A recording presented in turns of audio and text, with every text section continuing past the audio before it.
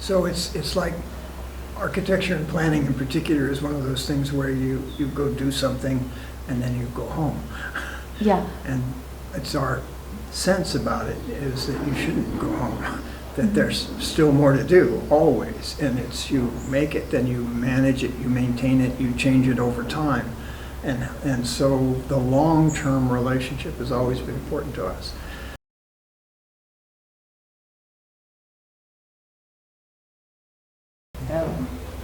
So our subject of intellectual inquiry is placemaking, and what we do with that is look at the relationships between people and place, and among people in place. Mm-hmm. So it's always wondering about the ecological, the social, the behavioral implications of place on people. Mm-hmm. Lynda's a landscape architect. I'm an architect and planner. And Lynda came to study tropical biology mm-hmm. to Costa Rica, and then insisted that we do a sabbatical down here. And she would tell me about the poisonous snakes and the insects and the things that you meet in the forest that you may or may not know what to do with. And I wasn't at all sure I wanted to come to Costa Rica. I'm a city guy. But when we found Monteverde, we found a place being made by the people who live in it. Mm-hmm. They obviously loved it. And we thought, what an amazing example of a quality place that has built an extraordinary relationship between people and the place that they occupy, and among the members of the Monteverde meeting and the way in which the community works with one another. So it looked like a great place to learn about placemaking. So we both win. She gets her landscape and this, and we together pursued our intellectual ideas about placemaking. Lynda said it, the most important thing that a program like this does is open conversations about what constitutes quality living on every dimension. Water, sewage, public access to amenity and recreational opportunity and educational opportunity, and you go down the list of things. And it's trying to teach students that placemaking is about everything. It's not about just this or just this, because you can do this perfect and still have everybody hate each other. But if you do it with them in a special kind of way, it's both good for the land and the world, and it's good for the relationships among the people. And that's really what we think we do.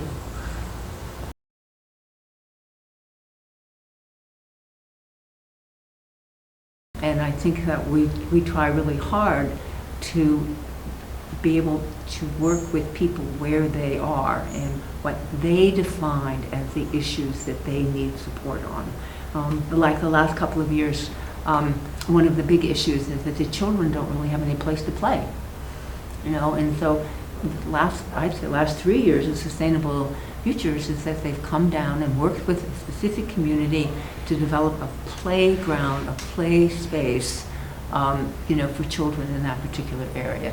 And it's met a huge need, and it's something that communities are very anxious, to participate in. So it's been incredibly successful, and they're not doing 4 or 5 projects like we used to do. And that's fine, that's where we are right now.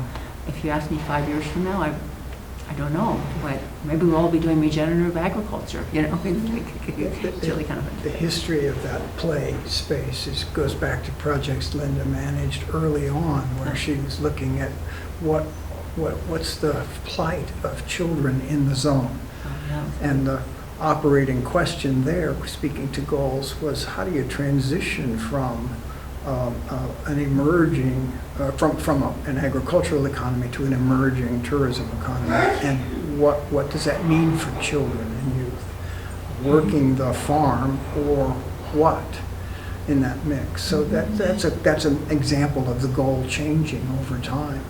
And now we're in the world where safety on the road was a big issue. A lot of the alternative scenarios told us we needed to think about this a lot differently. There were no sidewalks in Monteverde when we got here. And over again, we would model a road with sidewalks, not necessarily a paved road. We didn't think that was the goal, but we did think it was important to get people off the road enough to deal with the safety issues of transit. And now we were amazed, even being gone just 3 years, seeing how much more of the sidewalk systems that we used to draw every year have become real. And then there's the, what is it about Monteverde that's so special, and can we treat both the residents and the tourists with some equity in terms of taking full advantage of that? And so those little lookouts you see, those outcroppings, our students were built those, designed and constructed by our students as part of sharing that experience. And to understand the whole notion that architecture and planning is at its core placemaking. It's about making places that people can love and want to live with them. Yeah. It's kind of a different professional model from the ones that we're going to come in and fix it for you, and then we're going to leave. Mm-hmm. So.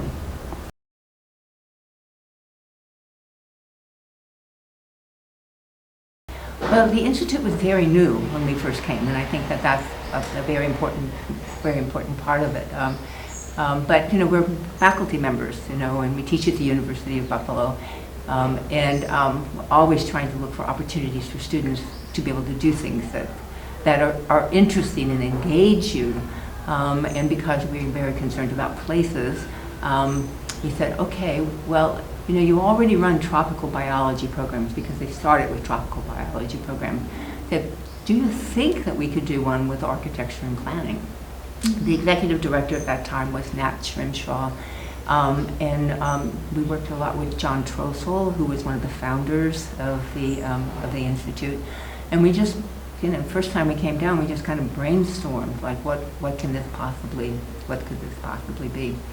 And at the same time, we had set up a program actually with League. Our first program that we had down here was with the Conservation League. And we work with them on Poco Sol and some of their other properties. Learned a lot. Well, one of the things we learned is that we actually shared a very large house with our students, and we learned that that was a really bad idea. They didn't want to be with us, and we weren't so sure that we wanted to be with them. So that's one of the things. The homestay program, that was just perfect. It was sort of like that. And besides that, we have taken Spanish lessons and had stayed in homestay, and said, that's an enormously important experience. And so we were very attracted to that particular opportunity. So we thought we should just try it. Let's see if it makes a difference. One of the things that Bob and I have always done in our academic careers is move out of the institution, the classroom, the teaching and stuff, and work with the community. And living in Buffalo, New York, both of us were very engaged in the community, and we're saying, well, here's the opportunity where we could be somewhere else, actually, and engage with students, in the larger community. Yeah.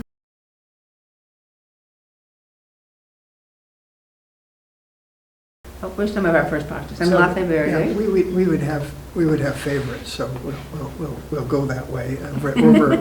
I mean, this was home for us every summer for 20 years, and then beyond that, we had other teachers and faculty involved. The first one was what Lynda mentioned, where the Conservation League had invited us to come down and work with them on the master plan for the children's rainforest. Mm-hmm. And so I loved that project, because you were dealing with, there was no such thing. Where's the place? Where's the entrance? Where do we sleep? and how do you put that into this landscape? And we had a notion that we needed architects and planners to think through that stuff. So we brought several of our best graduate students and traveled to Costa Rica to do that. And then we went into a period where we were really looking at the life zones and how to connect them. And that took us to a program of voluntary conservation easements. And Lynda led that effort in a really spectacular way. Yeah, it was called Enlace Verde. They still don't have, as far as I know, in Costa Rica, the same kind of structure that we do, like with the Nature Conservancy. is that the way that it worked is that you would have to have two entities that would assume responsibility for making sure that the other one followed what they said that they were going to be following. And so it was a lot of visits with landowners, a lot of surveying, a lot of, that kind of work, very biologically focused. But around the whole notion that we wanted to be able to we were concerned about the migratory pattern. And then finally, we actually helped them design and plan and manage the construction for this particular facility that we're in right now, and students participated in many parts of that as well. So those, I think it is a little bit of the history. And that then, in terms of working with the community, like every year, Nat Shrimshaw would send out a notice and say, Sustainable Futures is coming. Do you have any projects?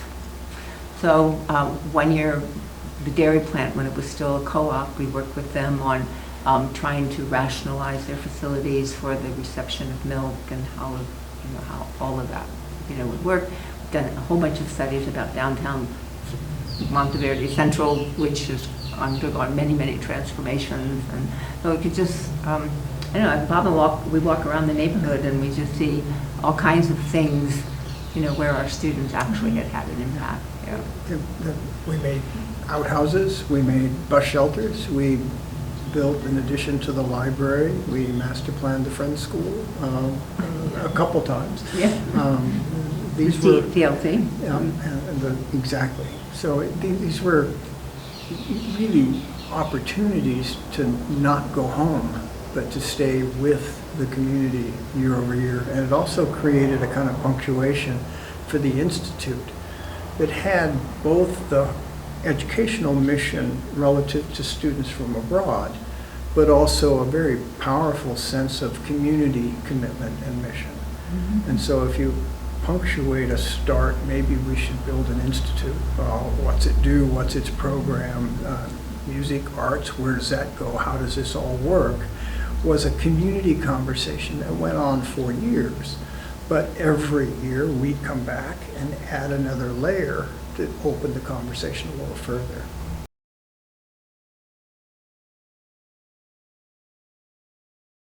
One of the big issues is that the zone was growing very rapidly and randomly.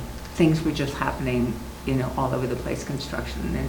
And of course, private property is king, and so there were no sort of principles about what could happen.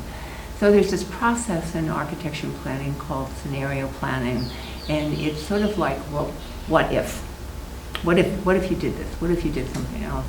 And so over a series of maybe 10 years, we worked at different areas, like we would work in San Luis, we would look at San Lynda, we would look at different communities around and do a scenario plan for them.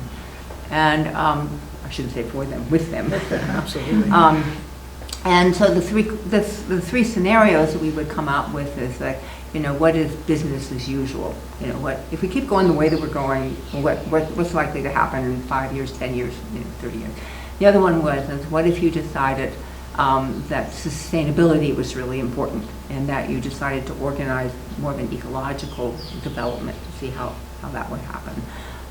What was the third one? I'm blanking on it. Well, I think there was this notion of sustainability at what level of population growth, or a different level of population growth. Oh, that's right, yeah. I mean, remember, we're architects and planners, and we're trying to figure out how development occurs with nature and community. We're here in the most biodiverse place in the world, and it's threatened by the kind of development that's going to happen. And so are the populations. When you look at the alternative scenarios we did in Santa Elena, were kind of like, so this is the kind of density of traffic you have now, this is what you used to have. And then this is, if it keeps going that way, it's going to look like this. You already can't, on a two-way street, get around Santa Elena. So we said, what if you did one-way streets? And now they're talking about still another version, which is, what if you don't drive around it at all? So we walk. But each of those were things where the conversation got opened through the scenario planning and informed by data. And then then the community, through initially the meeting and that governance structure, and then eventually with the municipality, would come to a conclusion about what alternative future they wanted. And that it wasn't just growth just happens, it was, well, wait, we can be intentional about that. We can decide how many people we're going to allow at the reserve at a given period of time. And all of those management principles had a waterfall effect on the community itself. And we just tried to inform those decisions. And so the students would be very involved. They would, first of all, there were no maps, right? So the first thing that they had to do was to go out and create maps of all these various communities. Where did people live? You know, what were their property lines, and where were the forest air fragments? Where, you know, so we had to draw the community, which is a wonderful thing for a community that's never seen maps. You know, it's like this was not a map-rich community. This was one that people knew on the ground, but they didn't actually, you know, have the concept of, you know, of maps. So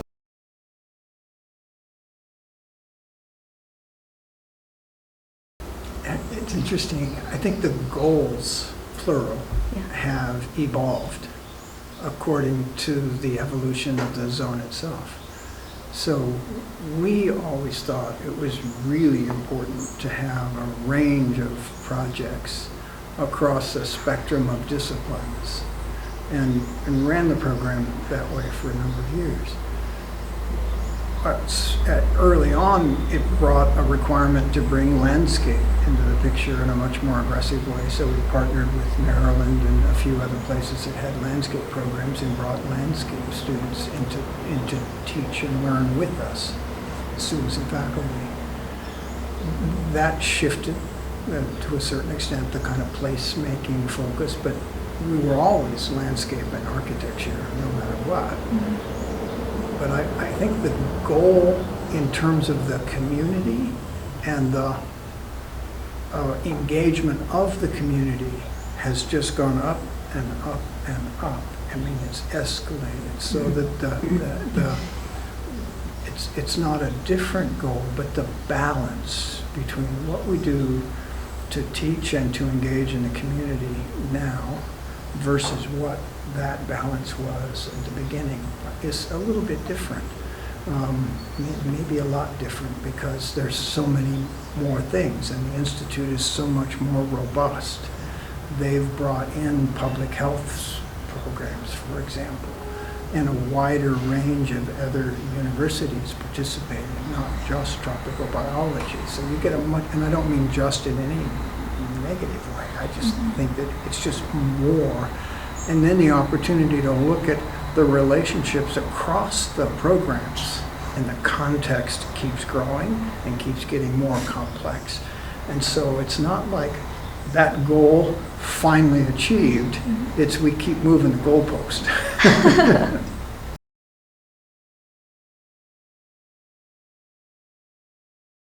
If you think of the technologies with which we operate as educators, and go back 30 years ago, our favorite tool of choice was a sheet of newsprint and writing on the wall as people talked, so you had a public record of the conversation you were in. Imagine doing that bilingually with campesinos and with PhD biologists talking about the question that we put to them back in the day was, what is sustainable development? And you got a very different answer from very different populations, translated and written and shared in a kind of what is now a pretty clumsy way, but nonetheless, it created the environment where you could test expert knowledge and lay knowledge across language. And so having some idea how the language helps you think, and then also recognizing the difference between the life condition of campesinos who work the land and the PhD biologists who have very different ideas about what to do with this land, and bring those two conversations together and form a community answer to a question as complicated as what is sustainable development. And that's how we got to the name Sustainable Futures, because it isn't about development, it's about doing the future on purpose.